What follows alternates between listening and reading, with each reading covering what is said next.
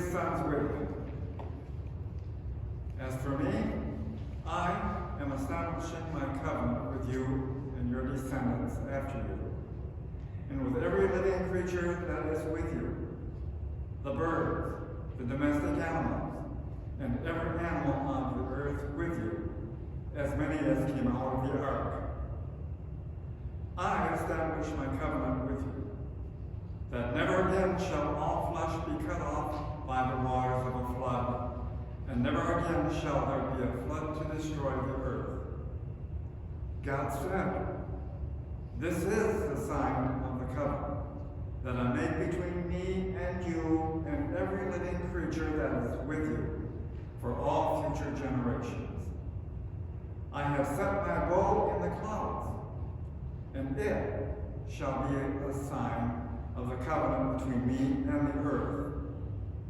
When I bring the clouds over the earth and the bow is seen in the clouds, I will remember my covenant that is between me and you and every living creature of all flesh.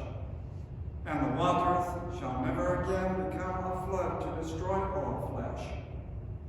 When the bow is in the clouds, I will see it and remember the everlasting covenant between God and every living creature of all flesh that is on the earth."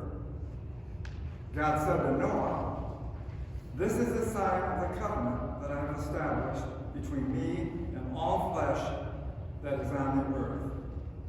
The word of the Lord. Thanks be to God. A reading from 1 Peter.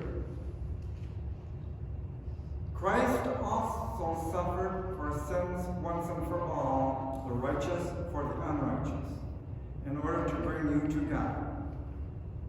He was put to death in the flesh, but made alive in the spirit, in which also he went and made a proclamation to the spirits in prison, who in former times did not obey, when God waited patiently in the days of Noah during the building of the ark, in which all few, that is, 8 persons, were saved through water, not as a removal of dirt from the body, but as an appeal to God for a good conscience through the resurrection of Jesus Christ, who has gone into heaven and is at the right hand of God, with angels, authorities, and powers made subject to him.